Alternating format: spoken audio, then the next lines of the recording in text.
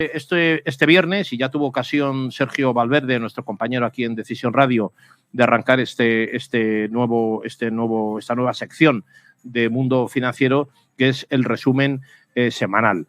Sergio Valverde colabora en Mundo Financiero desde hace ya mucho tiempo. Es una persona a la que tenemos enorme respeto profesional y es experto además en finanzas, en inversión y en educación financiera. Muy buenos días, Sergio. Muy buenos días, José Luis. Oye, muchas gracias por lanzarte a esta aventura de acompañarnos y tener que trabajarte ese resumen semanal financiero que es muy complicado en los tiempos que estamos, porque no es tan fácil como leer los datos de la bolsa y ya está, y con eso se conformaría, sería rápido, pero es que vamos con unos picos de sierra y una situación que va un poco de infarto todo esto, ¿eh? Primero, darte las gracias a ti por permitirme poder realizar el programa, esa nueva aventura en la que estoy y que la verdad me hace mucha ilusión. Es algo que siempre, el mundo de la radio siempre me ha traído y bueno, es ese pequeño inicio que esperemos que sea algo mejor. Y sí, la verdad que no es solamente ver, oye, hoy ha subido, hoy ha bajado, sino explicar en esta semana qué acontecimientos macroeconómicos están influyendo, o micro, porque también pueden ocurrir en nuestro país, ¿no? Esta semana, por ejemplo, tenemos lo de Marta Ortega, que menudo lío se ha montado porque una empresa privada... Un 5% cayó de golpe Inditex, ¿eh? Pero vino acompañado de otra cosa, que luego hablaré. Vino acompañado, hubo ahí esos dos factores, pero toda esta información, al final, lo que se trata es que la gente entienda que esa información debe de tenerla ellos para que la sepan aprovechar y que sepan en qué mundos están viviendo y qué acontecimientos van a venir para que puedan, protegerse. Claro. Hablamos muchas veces, y tú y yo lo hemos comentado aquí, de esa necesidad que surge a las personas que no son inversores en bolsa, que no son financieros, que no son brokers o traders, como también se les llama ahora, de estar negociando sus fondos de inversión o su renta variable o sus acciones en bolsa. Estamos hablando de lo que somos, gente corriente, que tenemos interés por esto también, y ahí hay que tener unas pautas y conocer un poco cómo se va orientando el mercado para salvar nuestras finanzas, ¿no? Porque al final es lo que nos puede afectar, y ¿no? Sobre todo para no asustarse, para entender que todo lo que sube baja y que todo lo que baja suba. ¿Para qué? Para que si nos vienen mal dadas el año que viene o a lo mejor dentro de este mismo año porque de repente aparece otra variante fuerte, etcétera, si estamos invertidos, no asustarnos y saber que sí, que podemos estar perdiendo parte de nuestro patrimonio. Pero el mensaje que siempre damos desde aquí es dinero que no necesites para vivir. Porque si es dinero que te entra el miedo cuando cae, entonces no es dinero que no necesites para vivir. Es dinero que si te surge cualquier problema vas a necesitar de él y eso es un grave problema. Claro. Sergio, fíjate, yo he intentado explicar esta semana lo que se producía de efecto rebote, ese efecto rebote que es difícil de entender a veces, pero ¿cómo es posible que cayera el viernes pasado un 5% a la bolsa y luego ha estado con picos de sierra subiendo un 1,78, volviendo a bajar y haciendo una especie de montaña rusa ahí? Se dan esos efectos rebote porque la gente también busca, el inversor busca la oportunidad, la ganga, el chollo de desplomes importantes en algunas grandes compañías que pueden posibilitar que te posiciones ahí, comprar barato, sabiendo que 2 días después va a volver a subir y va a hacer una remontada importante, ¿no? Ahí tenemos que diferenciar primero los institucionales, que debemos de entender que son los que mueven el negocio. Otra cosa es aquello que pasó hace unos meses con Reddit, en determinadas empresas, pero claro, tenemos que entender que esas empresas no son top, o sea, no están arriba en los índices, esas pueden estar en otros índices, son muy poco líquidas, muy poco negociadas, entonces ahí los particulares pueden hacer algo, pueden decir, oye, estamos superando a los institucionales, pero al final quien lo mueve son los institucionales. Pero si tú sabes un poquito y entiendes que esa caída, por ejemplo, volviendo a lo de Mancio Ortega, su hija, cae porque de repente, digamos que nadie en el mercado sabía que se iba a producir ese hecho. Luego es verdad que también hubo declaraciones de Powell, que eso afectó a la renta variable, etcétera. Entonces, se unieron esos dos hechos. Pero si tú entiendes que al día siguiente el mercado va a entender que ella no es una chica de 20 años que ahora de repente el papá la va a poner ahí, tú sabes que no tiene sentido lo que está ocurriendo. Que le va a acompañar tampoco es alguien, oye, que viene del Banco Santander, de otras empresas, no es un cualquiera. Y que no van a llevar a la empresa a la quiebra en 2 días. Con lo cual, ahí puedes aprovechar ese mínimo movimiento. No vamos a decir que es day trading, vamos a decir que es como un mini swing, que oye, que en esos 2 días puedes ganar algo de dinero. Claro, claro, está claro. Muy bien, Sergio Valverde, pues con esa sabiduría que te caracteriza y esa forma tan clara de explicarte, vamos a dejar que tomes el mando de este resumen económico semanal aquí en Mundo Financiero y nos vamos a ir unos segundos a publicidad. Gracias, Sergio. A ti, José Luis. Buenos días. Son las 12:15, las 11:15 en las Islas Canarias y vamos a ver ese pequeño resumen semanal de esas noticias que os pueden ayudar a entender qué está sucediendo en los mercados, qué acontecimientos son los que hay que tener incluso de cara a este final de año y principios del siguiente. Y si os acordáis, antiguamente, por estas fechas, empezaban a salir muchos anuncios sobre la contratación de planes de pensiones, etcétera, tanto de bancos como de seguros. Pero gracias al gobierno, esos anuncios ya ahora no aparecen. ¿Y por qué no aparecen? Porque, bueno, se han cargado ese producto financiero. ¿En qué sentido se lo han cargado? Ya no interesa invertir en ellos, las aportaciones que se pueden hacer son muy escasas, con lo cual, en este sentido, lo que tenemos que entender es, tenemos que buscar otros productos financieros para poder invertir. ¿Y por qué era interesante invertir en fondos de pensiones, etcétera, individuales? Porque al final, en función de la cuantía, podías rebajar lo que se pagaba en IRPF. Pero al no tenerlo, lo que nos va quedando son pocas herramientas para poder hacer algo. El otro día José Luis entrevistó a una persona en la cual empezó a dar una serie de consejos para poder rebajar esa cantidad. Así que vamos a pasar ahora a la entrevista y apuntar, que son cosas importantes la que dice el entrevistado. Bueno, estamos cerrando ya un ejercicio. La verdad que, ya sabemos que para el año que viene vamos a tener que preparar una declaración de la renta que muy probablemente, y en una buena parte de los españoles se va a percibir así, va a tener cambios con respecto a los ejercicios anteriores. Los técnicos de Hacienda están repasando las principales deducciones. Hay algunos consejos para ahorrar en la próxima declaración de la renta y el contribuyente pues puede aprovechar las últimas semanas del año para intentar mejorar el resultado de la declaración, de esa declaración de la renta que habrá que afrontar a lo largo del año que viene. Será posible ahorrar, pero desde luego para ello hay que tomar algunas posiciones. Tenemos al otro lado del teléfono a don José Antonio Almoguera, es el director general de Megaconsulting.es. Muy buenos días, don José Antonio. Hola, buenos días a todos.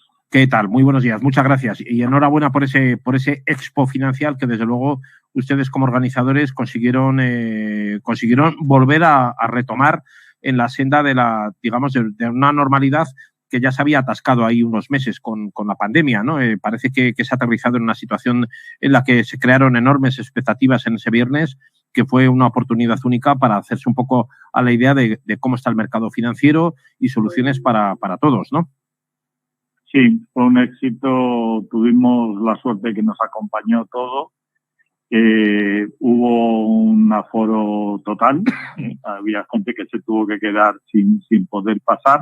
Y entre otras cosas, pues efectivamente, es decir, hay que ver el mundo financiero, hay que llegar a comprender qué otros productos fuera de la banca existen. La banca cada vez tiene mayores dificultades para atendernos y existen muchos productos, existen mucha competencia, pero con todo eso podemos llegar a conseguir lo que queremos. Y sobre todo una cosa importante que lo dijeron tanto el Banco de España, que estuvo con nosotros, la CNMV, sí, y en la Dirección General de Seguros, la formación financiera es lo fundamental. Sin formación financiera seguiremos a expensas de cualquier Drácula que haya por ahí que nos quiera complicar la vida. Tenemos que tener esa formación financiera que a través de los organismos oficiales se está preparando, pero a través de AIF y de gente como vosotros, como José Luis, a través de Mundo Financiero, etcétera, también se va a ir haciendo para que la gente aprenda a, por lo menos, a saber lo que está haciendo y que nadie le engañe. Claro. Don José Antonio, estábamos hablando un poco de ese tramo último del año, estamos ya, bueno, vamos a entrar en el mes de diciembre, parece que se agotan esas últimas semanas y bueno, yo no sé si quedaría hueco todavía para algún tipo de ventajas fiscales, si hay alguna cosa que podamos hacer en gastos, en inversiones, en facturas, en preparar cosas que no habíamos previsto, porque se ha deteriorado mucho también la relación de los administrados con el fisco y ha habido situaciones también en las familias, se ha perdido masa de negocio en las familias, masa de ingresos y eso va a afectar también mucho a cómo vamos a hacer la declaración, si tenemos realmente que hacerla. En fin, hay cambios importantes. ¿Podemos tomar todavía un poco el timón en estas semanas últimas y ajustarnos un poco para que nos salga mejor la declaración del año que viene? Pues sí, vamos a dar alguna cuestión, algún perfil especial. Sobre todo, aquellos gastos que sean deducibles, anticiparlos y los ingresos, si podemos, también diferirlos a partir de enero, con lo cual ganamos un año. Donde, por ejemplo, en rendimientos de trabajo hay algo que este año se está significando y es que como los planes de pensiones se han reducido a 2.000 euros la aportación máxima y la aportación de planes de pensiones de empleo ha aumentado a 8.000, significa que en la medida que los trabajadores puedan llegar a acuerdos con sus empresas, bueno, pues pasar parte de la retribución dineraria, estoy hablando de gente que efectivamente gane bastante dinero, pues, ejecutivos, etcétera, parte de la retribución dineraria a retribución en especie, porque algunas de las retribuciones en especie no tributan. Claro. Y por lo tanto, bueno, pues se ahorran fiscalmente unas cantidades importantes. También recordamos a aquellas personas que siguen pagando su vivienda habitual adquirida antes del 2012, que el crédito máximo por declaración que se pueden deducir son 9.040 euros. Por lo tanto, si por declaración, vuelvo a decir, no se ha llegado al máximo de la deducción, pues hombre, hacer una cancelación anticipada del tema. Y hay algo que me pregunta mucha gente y además es sustancialmente importante, que tienen ganancias patrimoniales, que si pueden hacer algo. Pues claro que pueden. Si has vendido acciones, participaciones en fondos de inversión, etcétera, lo que puedes hacer es vender otras acciones o participaciones que tengas dentro de tu cartera si tienen pérdidas. Ya entiendo. Si en las primeras has ganado, con tal de no pagar, haz ejecutivo, vende lo anterior, crea la minusvalía y por lo tanto compensa una cosa con otra. Y una pregunta que me hicieron el otro día, y es importante que lo tengamos en cuenta, es que os recuerdo que las compensaciones de bases imponibles negativas que se dan, o de ganancia o de pérdidas patrimoniales que se han tenido, son de los 4 últimos años. Por lo tanto, si ya hay alguna que va a vencer este año, comprobarlo, y si tenemos alguna pérdida que va a vencer este año, pues hombre, intentar vender algo con ganancia patrimonial para no perder ese beneficio, porque o se compensa este año o se pierde. Claro. Esas son a grandes rasgos, y después hay otra que cada vez que veo una declaración que me viene al despacho para comprobar algo, me llevan los demonios. Hay que aplicar los beneficios que se tienen en las comunidades. Las reducciones de las comunidades no los aplica mucha gente. Y por lo tanto, que sepamos que se debe aplicar y que tiene unos beneficios importantes.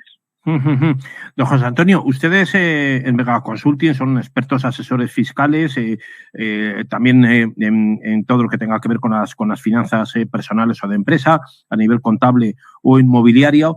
¿Es buen momento para comprar vivienda? Porque se está hablando mucho de una especie de microboom inmobiliario, pero es verdad que hay poca construcción nueva, de poca edificación de nueva construcción, y luego también una dificultad para acceder al crédito hipotecario. No a cualquiera que va a un banco, ni siquiera ya con nómina, le dan la hipoteca. ¿Es buen momento? ¿Es difícil? ¿Hay soluciones alternativas? ¿Cómo está eso? Bajo mi punto de vista, el momento siempre es bueno, sobre todo si es tu vivienda habitual o para invertir. Si es para invertir, en vivienda habitual yo siempre digo que busquemos el mejor precio, pero no es lo principal, sino la situación y el sitio. Si es para invertir, efectivamente tiene que ser el mejor precio para sacar la máxima rentabilidad. Siempre hay que mirar rentabilidad. En cuestión de préstamos, efectivamente, es decir, se piden muchas más cuestiones que anteriormente, pero lo que sí es cierto es que los tipos de interés que existen se pueden sacar hasta tipos de interés fijos del 1,30, 1,40, que eso es un tipo muy bueno y por lo tanto ayuda a realmente tener que invertir. Pero lo que sí es cierto es que lo fundamental para invertir es primero hablar con alguien que lleve este tipo de operaciones para saber cuánto nos dan de préstamo. Es decir, porque os recuerdo que nos dan en función del valor de lo que compramos y sobre todo en función entre un 30 y un 40% del líquido que cobramos, que esa es la cuota anual máxima que podemos pagar. Pues partiendo de esa cuota anual máxima, ya sabemos dónde nos tenemos que meter. Hay muchas veces que me han venido gente y, oye, quiero comprar este piso que vale 400.000, pues va a ser que no, porque los ingresos que él tenía, y yo le hice el cálculo, me decían que hasta 200 le daban de crédito. Por lo tanto, hay que empezar desde atrás, es decir, empezar sabiendo hasta dónde me pueden dar para después buscar lo que realmente puedo comprar y no todo. Claro. Don José Antonio, claro, porque tenemos que tener en cuenta esa máxima que tenían los bancos establecida, que era que no te iban a conceder nunca más del 80% del valor de la vivienda. Yo no sé si eso ha cambiado mucho. Sospecho que cuanto más pueda aportar uno para la compra de la vivienda y lo aplique, más fácil puede ser que le concedan el crédito hipotecario, pero si no puede ser como bastante complicado, ¿no? Bueno, sí es complicado, pero ya hay fórmulas de sacar hasta el 100% del valor de la vivienda. Incluso, ¿no? Todo dependerá no solamente del valor de la vivienda, sino de lo que tú ganes. Es decir, que al aplicar ese 30 o 40% del préstamo hipotecario, se determina que efectivamente tú ganas lo suficiente como para hacer frente a ese 100% del valor de la vivienda, pues se puede conseguir en algunas entidades ese valor. Claro. Muy bien, don José Antonio Almoguera, director general de Megaconsulting.es, pues muchísimas gracias por estar con nosotros hoy aquí a atender nuestra llamada en directo para los oyentes de Decisión Radio. Gracias a todos y gracias por llamarme. Tenemos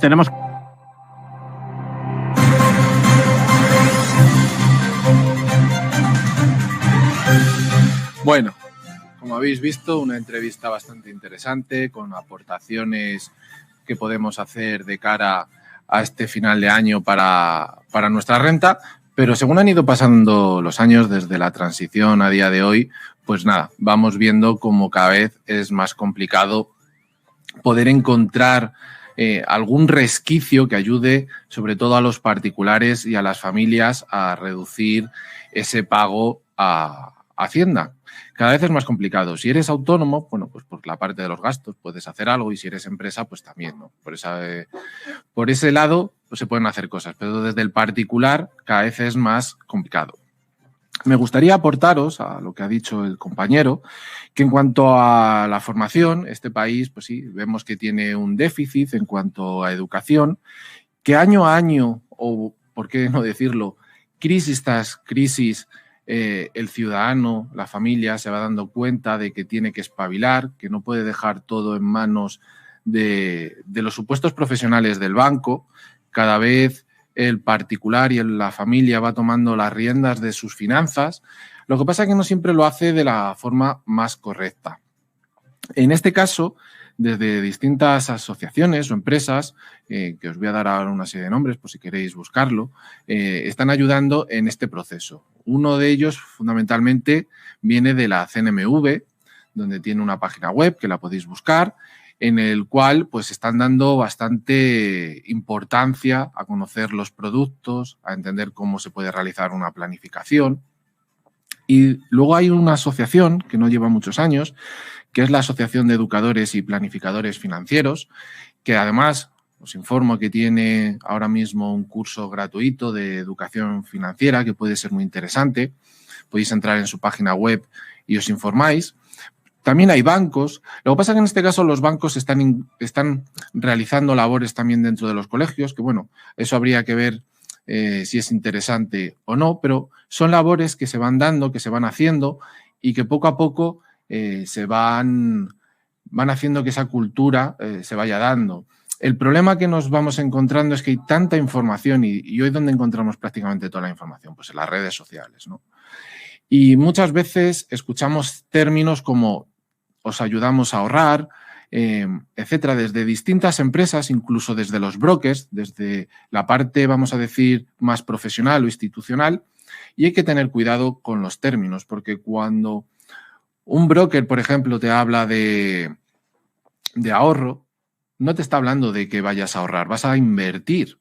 Y cuidado con eso, porque si tú coges y compras acciones a través de ese broker, la realidad es que si no tienes un conocimiento previo de por qué estás comprando esa acción, no estás ahorrando, no estás intentando decir, invierto ahora porque voy a utilizar este dinero para el día de mañana rentabilizarlo. No, en el fondo lo estás tirando. Es una mala inversión, no tienes idea de por qué estás haciendo las cosas. Así que, en ese sentido, tanto la CNMV como la Asociación de Educadores y Planificadores Financieros os enseñan no solo a planificar, sino que también os ayudan a entender los productos financieros. Otra cosa ya es la parte de la inversión, que ahí tenemos que dar otro paso más y entender que nos tenemos que formar, que las cosas no se hacen de forma gratis. Bien, es verdad que hoy tenemos cursos, muchos vídeos, muchos tutoriales, pero tenemos que dar el paso y formarnos bien, porque es la mejor forma al final de proteger nuestro dinero. Luego también se ha hablado de cómo las familias o las personas pueden generar ingresos. Bueno, aquí muchas veces se habla de los ingresos pasivos y muchas veces hay que entender que eso es como un ente muy abstracto, ¿no? Nos hablan casi siempre de un tipo de empresa donde tú vas a realizar muy poca labor y eso te va a generar una clientela y vas a estar ahí consiguiendo un dinero. Pues, ¿qué quieres que te diga? Ese no es el mejor camino. Otros dirán, pues es invertir. Y ahora tenemos el caso del mundo de las criptodivisas, ¿no? Donde vemos gente muy joven o gente más mayor hablando de que han conseguido un gran pelotazo. Vemos vídeos donde tienen casas, están de fiesta, cochazos, lujo. Esa tampoco es la realidad. Para aprender a invertir se requiere tiempo, se requiere un proceso de, además, incluso de conocimiento particular, porque las emociones nos hacen ir y venir. Con lo cual, para generar un extra familiar hay que saber muy bien dónde nos metemos, qué hacemos y por dónde vamos. Y no dejarnos influenciar muchas veces por lo que vemos en los periódicos, en los vídeos o en las redes sociales. Y luego, muy importante, incidiendo en todo lo que ha dicho el compañero sobre las hipotecas, debemos entender que hay un paso antes, además yo se lo he escuchado decir al compañero, es primero tenemos que ser realistas y no podemos pretender comprarnos una casa en Serrano si no nos da el capital para comprarlo, aunque vayamos a pedir una hipoteca. Entonces, lo primero es tener los pies en el suelo y saber hasta qué límite podemos ir a pedir o tenemos que buscar dónde comprar esa casa. Y luego pensar que aunque nos diesen el 100% de lo que cuesta la casa, faltan unos gastos extra, que puede ser el intermediario, porque a lo mejor lo compráis a través de un intermediario y va a cobrar una comisión. El notario va a cobrar otra comisión y seguramente el banco os cobre alguna que otra comisión de más. Con lo cual, ¿cómo se piensa pagar, aunque te dieran el 100%? Pero si encima estamos hablando de que no te dan el 100%, sino que te lo dan por debajo, ¿cómo vas a pagarlo? Esa es la pregunta que te tienes que hacer. Y por tanto, ¿cuál es el consejo? Ahorrar. Ahorrar hasta un cierto límite y luego poner esa cantidad con un profesional a invertir. ¿Por qué? Porque si tú puedes ir aumentando esa cantidad, lo que vas a hacer es que cuando tengas que ir a pedir la hipoteca, pues vas a tener que pagar mucho menos. La cuestión es qué tiempo te estás dando para poder ir a comprar esa casa. Esa yo sé que es la cuestión que muchas veces se plantea a las personas, pero que creo que es el camino lógico para hacerlo. Vamos a irnos un momento a publicidad y ahora en esta recta final vamos a tomar pie para ver ya las noticias macro que hemos tenido esta semana e ir terminando de cara al programa y pues, si queréis hacernos alguna pregunta, recordad que nos la podéis ir haciendo a través de las distintas redes sociales, etcétera. Así que vamos en un momento a publicidad. Bueno, estamos aquí de vuelta, 12:39, y me gustaría dar una noticia que va a seguir relacionada con esta parte de, vamos a decir, de educación financiera, de explicación, que ha pasado desapercibido porque en general es difícil, ¿no? Cuando vemos ciertos informes o cuando vemos ciertos artículos, no entendemos exactamente el calado de lo que nos están diciendo, ¿no?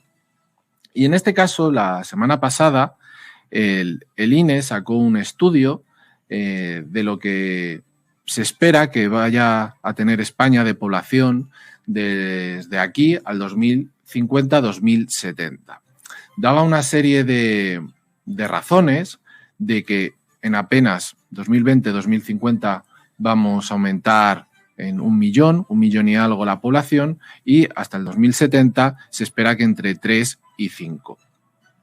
Como ves, no es una cifra muy exagerada. El problema es que desde el gobierno, nuestro ministro Escrivá ha dado unas cifras muy superiores, ¿no? Prácticamente doblando, triplicando las que ha sacado el INE.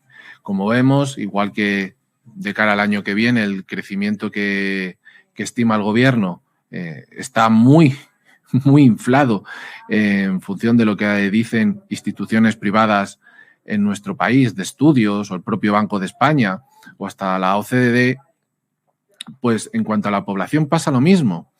Y tenemos que entender que en vez de ir teniendo una natalidad creciente, donde la gente de nuestro país pues vaya teniendo un número mayor de hijos, vamos todo lo contrario, se va disminuyendo y parece que cada vez más.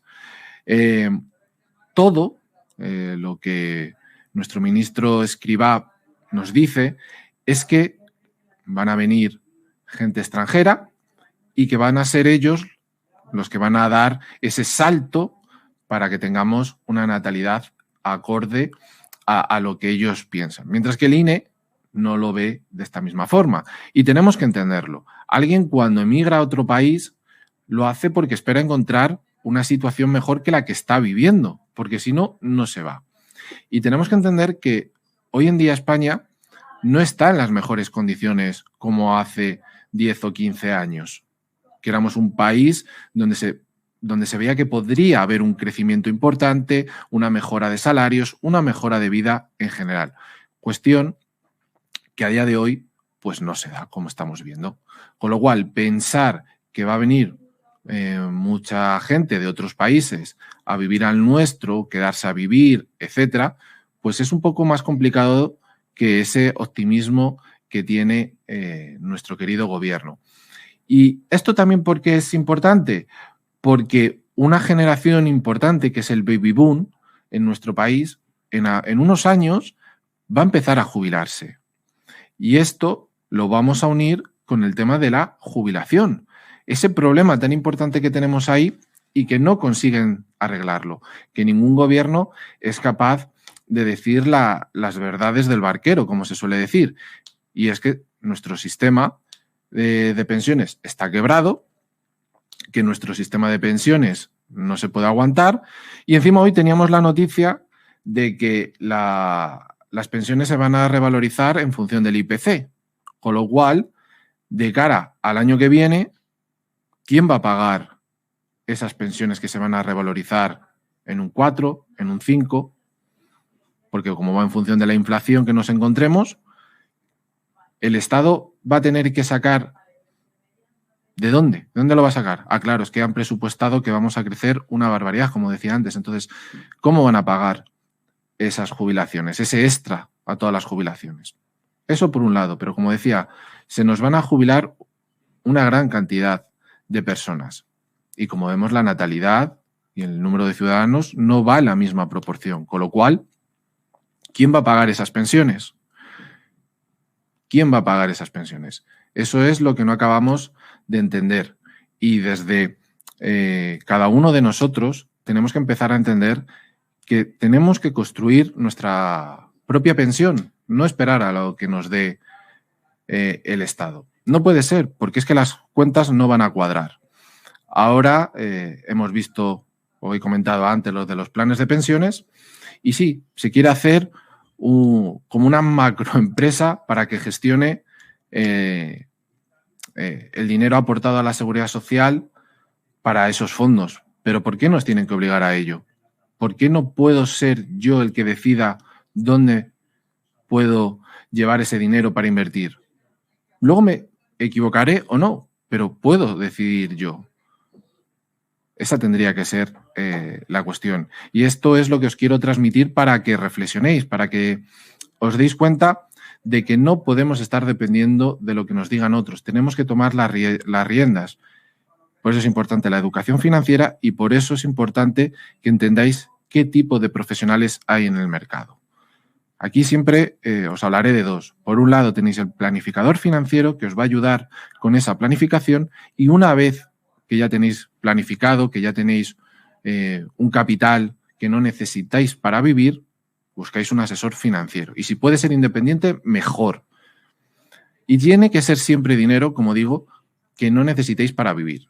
¿Por qué digo esto? Porque si nos viene a suceder lo que se conoce como un cisne negro, que es un acontecimiento que no está en ningún sitio, o que incluso aunque se piense que puede suceder, es de tal magnitud que no se puede hacer nada contra él, no debemos estar asustados. Gente que tuviera fondos, que estuviera invertido en el año 2008 o ahora con el COVID y vieron cómo cayeron las bolsas y sacaron su dinero, estamos hablando de que es gente que realmente ese dinero lo necesita por si surge cualquier problema.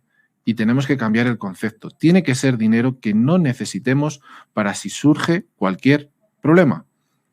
¿Por qué? Porque las caídas lo que van a favorecer es que nosotros podamos invertir a mejores precios, que podamos comprar negocios, empresas a mejores precios. Esa tiene que ser la idea siempre. Bien, dicho esta cuestión, vamos a entrar también en lo que ha ido pasando esta semana. Esta semana hemos tenido declaraciones del presidente de la FED. Para aquellos que no sepáis lo que es la FED es como nuestra CNMV, es quien controla toda la economía. Bien, es verdad que puede haber un ministro, que en este caso es Janet Yellen, que encima antiguamente o fue la antecesora de Jeremy Powell, son entre ambos los que coordinan la política económica de Estados Unidos. Pero en este caso Powell es el banquero, es el que tiene el dinero, el que establece quién o cuándo van a subir los tipos de interés. En definitiva, son los que se encargan de salvaguardar al Estado en caso de que haya alguna crisis. Bien, pues ya ha empezado a rectificar. ¿En qué sentido ha empezado a rectificar? Ya nos empiezan a hablar de que la palabra transitoria para la inflación ya no hay que utilizarla. Ya tenemos que entender que la inflación va a estar aquí. En este caso, muchos expertos, pero entre ellos, pues me vais a permitir la modestia, me voy a incluir, llevamos diciendo ya desde el mes de septiembre que la inflación no iba a ser transitoria, iba a estar aquí y se va a consolidar de cara hasta quizás mediados del 2022. El Banco de España también lo está advirtiendo. Bien, ya ha tenido que regular y eso no ha sentado bien a los mercados, porque sus siguientes declaraciones, ¿a qué ha llevado? Pues a que empieza a pensar en que hay que ir más rápido con el tapering. ¿Qué es el tapering? Empezar a dejar de comprar deuda de los estados y activos relacionados con las hipotecas. Lo que habéis visto también dentro de Europa con el BCE, lo que se llama el Q3, ¿no? El Quantitative Easing. Con lo cual, ¿eso qué ha hecho? Pues como hemos visto, parte de la semana pasada con el tema de Omicron, esa nueva variante que tiene pinta de que se va a quedar en nada, que va a ser como la Delta, que tiene un impacto importante en el sentido de que, bueno, puede contagiar más, pero su letalidad está a un nivel inferior, pues hizo caer los mercados, entrar en pánico algunos países.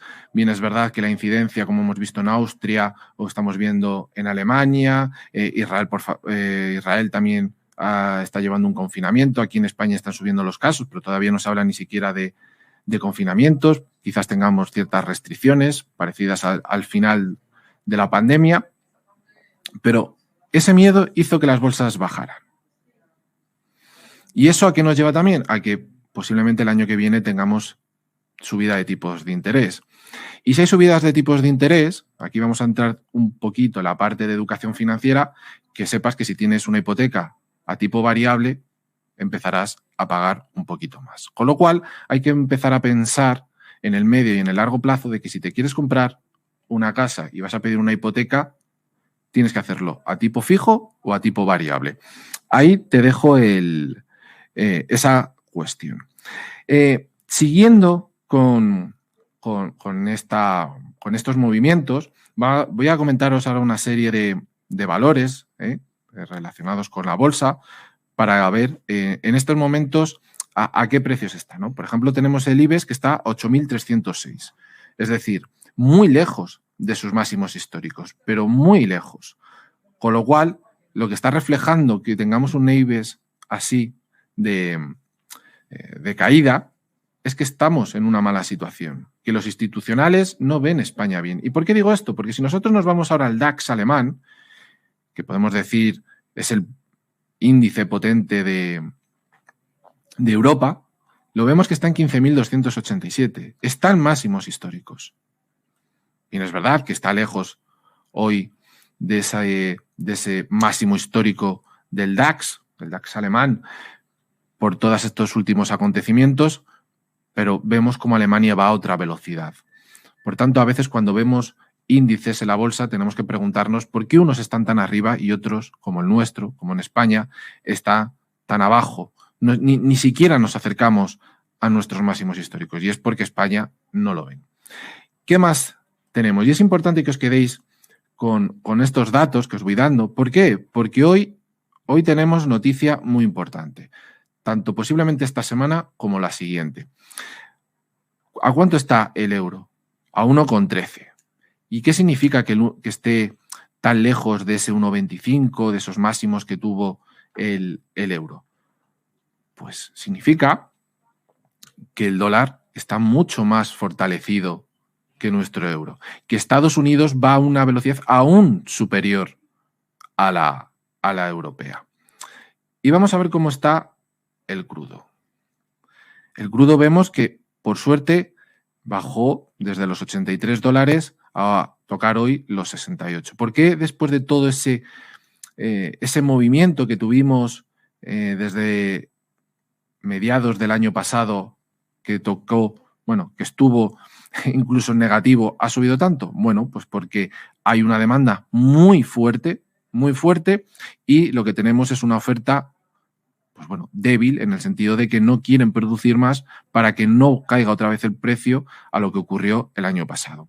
Esta semana hemos visto como ayer la OPEP ha dicho que va a seguir manteniendo ese aumento de la producción de cara al mes de enero, pero ¿cuál es el problema? Que no sabemos cómo va a ir la demanda. En principio, como se han reducido los vuelos, pues eso va a hacer que se requiera menos crudo. Encima, hay ciertos países que no están llegando a las cuotas que ellos necesitaban. Por lo tanto, ¿esto qué nos puede dar a entender? Que quizás estas semanas podamos ver caer un poquito al crudo. Algo más que se vaya acercando, a lo mejor con un poco de suerte, a los $50. Pero siempre y cuando veamos que el tema Omicron es un poco más importante de lo que parece. Eso me dirás, ¿no es bueno? Bueno, es lo que hay. Si queremos que baje el crudo, tiene que venir o tiene que haber un factor que lo catalice, que sea de catalizador para que pueda bajar.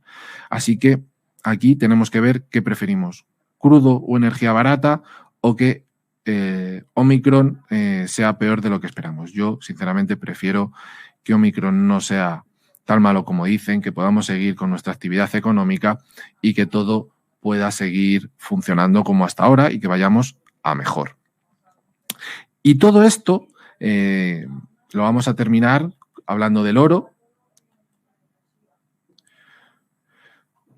Tanto en este programa como en otros, la semana pasada, cuando fue lo de Expo Financial, ya lo comenté. El oro siempre lo tenemos que ver como un activo de liquidez y de salvaguardar nuestro patrimonio. Pero no todo, sino una parte. Porque siempre que haya algún acontecimiento malo, etcétera, o que estemos en cualquier parte del mundo, podemos usar el oro para pagar. Y esto es muy importante. Es un activo que se está intentando, con el que le están intentando comparar las criptodivisas. Creo que es un error, no tiene nada que ver uno con otro.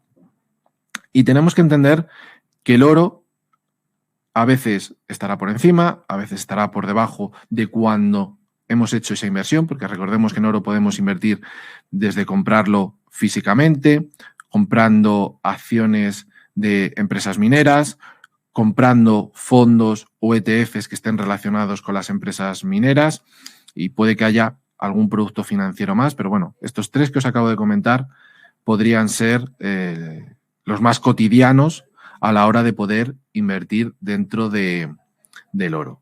Con lo cual, tenemos que entender que no vamos a buscar que si nosotros metemos 1.000, 5.000 o 10.000 euros invertidos en oro, la idea no es que de repente tengamos 20.000. No, esa no es la idea. La idea es que se mantenga en el tiempo ese precio y que no perdamos poder adquisitivo. ¿Qué tendría que ocurrir ahora? Bueno, pues con toda esta inflación esperemos que el oro se revalorice. Está complicado, no acaba de superar la zona de los 1.800. Se está tambaleando, ¿no? Entre la zona de los 1.800, 1.700, pero hay que ver si la rompe. Con lo cual, si vais a invertir en oro, entenderlo siempre como parte del ahorro que no necesitéis para vivir. Yo lo invierto en oro. ¿Por qué? Porque me sirve de reserva, por si tengo algún problema. Y para terminar ya, pues todos estos precios que os estoy diciendo de los distintos valores, hoy se pueden tambalear porque tenemos la tasa de paro en Estados Unidos. ¿Y qué puede llevar a cabo si la tasa de paro sale muy buena? Es decir, sigue siendo cada vez más baja en Estados Unidos. Pues que nos vamos acercando a ese momento con Donald Trump, donde Estados Unidos estaba en un 3 con algo de tasa de empleo.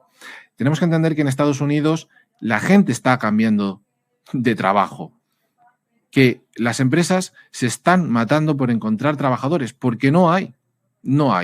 Con lo cual, esa idea de que yo estoy trabajando en una empresa y que al mes o a los 2 meses me puedo ir a otra y encima ganar más dinero y sentirme reconocido, creo que en España estamos muy lejos. Se podrán criticar muchas cosas de Estados Unidos, pero creo que la idea de libertad, de poder encontrar allí oportunidades, no las tenemos aquí y tendríamos que, como se suele decir, hacérnoslo mirar. Así que esta tarde, como salga buen dato, se va a esperar que Jeremy Powell adelante más el tapering y que con ello pues tengamos antes esa subida de tipos. Espero que os haya gustado, espero que os haya servido todas estas indicaciones, que tengáis muy buen fin de semana y nos vemos el próximo viernes. Un saludo.